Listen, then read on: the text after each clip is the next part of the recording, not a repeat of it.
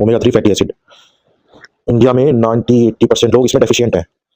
क्यों है? क्योंकि ज़्यादातर लोग वेजिटेरियन है और अपनी ओमेगा 3 की रिक्वायरमेंट को पूरा करने के लिए बस क्या खा रहे हैं, फ्लैक्स सीड खा रहे हैं और वॉलनट्स खा रहे हैं और ये चिया सीड्स ये सब खा रहे हैं। पर इससे आपकी ओमेगा 3 की रिक्वायरमेंट्स कहीं से कहीं तक बिल्कुल भी पूरी नहीं होगी, क्योंकि ये जो है इसमें सिर्फ होता है ALA, सिर्फ एक पार्ट हुआ ये ओमेगा 3 का, अल्फा लिनोलिक एसिड। ओमेगा 3 मतलब 3 टाइप के फैटी एसिड्स होते हैं, ALA, EPA और DHA। और बॉडी की प्रॉपर फंक्शनिंग के लिए तीनों की रिक्वायरमेंट जरूरी होती है, सिर्फ एक से काम नहीं चलेगा।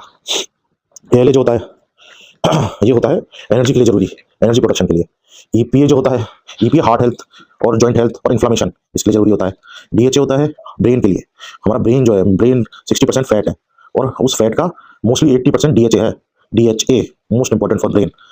मान लो 50% से भी ज़्यादा, जो कि किसी भी अलसी में नहीं होता, किसी भी चिया सीड में नहीं होता, किसी भी फ्लैक्स सीड में नहीं होता, किसी वॉलनट में नहीं होता। और अब बात करते हैं इसकी डेफिशिएंसी की वजह से होने वाले प्रॉब्लम्स की।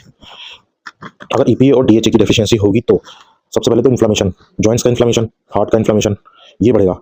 क्यों बढ़ेगा? एक तो हम जरूरत से ज़्यादा ओमेगा 6 कंज्यूम करते हैं, ओमेगा 9 कंज्यूम करते हैं, उसकी वजह से इनका तीनों का एक प्रॉपर रेशियो होता है, वो बिगड़ जाता है।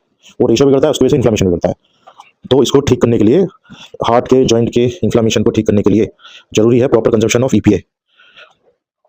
और इसकी डेफिशिएंसी की वजह से एक प्रॉब्लम हो सकती है मेंटल अलर्टनेस, ब्रेन फॉग और थोड़ी कंफ्यूजन सी क्रिएट रहना हमेशा माइंड में। क्यों? क्योंकि DHA जो होता है, DHA बहुत जरूरी है ब्रेन के लिए। DHA है कम से कम मेरे ख्याल से 50% ब्रेन का। जो ब्रेन है हमारा फैट से बना हुआ है, तो उस फैट को काम करने के लिए चाहिए होता है DHA।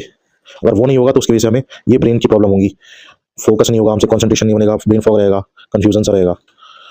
ये कुछ इसकी प्रॉब्लम्स है बेसिक से। और थोड़े सेल्यूलर लेवल पे हमें ओमेगा 3 फैटी एसिड चाहिए होते हैं एनर्जी प्रोडक्शन के लिए। ढंग से उनको फैटी एसिड्स नहीं मिलेंगे तो हमारे सेल्स ठीक से एनर्जी प्रोड्यूस नहीं करेंगे। बात करते हैं इनके सोर्सेज की। देखो, ALA तो मिल जाता है आपको ये नेचुरल सोर्सेज से, और जो ये ALA होता है ये भी 5 से 10% ही नेचुरल सोर्सेज से अब्जॉर्ब होता है बॉडी में। मान लो 100 ग्राम खा रहे हो पूरे दिन में, जो कि इम्पॉसिबल है 100 ग्राम फ्लैक्स सीड वगैरह खाना एक दिन में, तो उसमें से 5 ग्राम बस एब्जॉर्ब होगा बॉडी में से, बाकी जाएगा वेस्ट और हो जाएगी फालतू की कैलोरीज इनका। और सबसे मेन पार्ट होता है इसका फिश हो गई, फैटी फिश हो गई, वही उनसे मिलता है। थोड़ा बहुत मिलता है क्या नाम है, एग्स में। एग का जो योग होता है, जो फोर्टिफाइड एग्स होते हैं, ओमेगा 3 फोर्टिफाइड एग्स, उसमें मिल जाता है।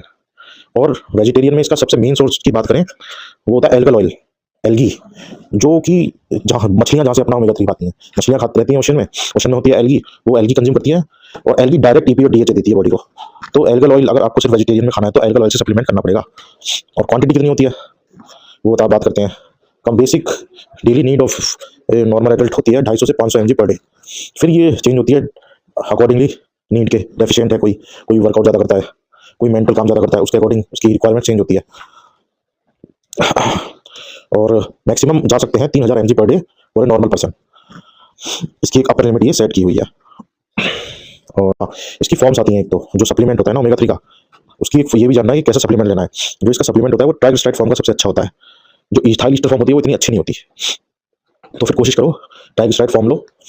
और जो इसकी जो जिस बॉक्स में लो वो डार्क बॉक्स हो, ट्रांसपेरेंट बॉक्स ना हो, जिसकी वजह से फिश ऑयल डेंसिड ना हो। फिश ऑयल डेंसिड बहुत जल्दी हो जाता है, डेंसिड मतलब खराब।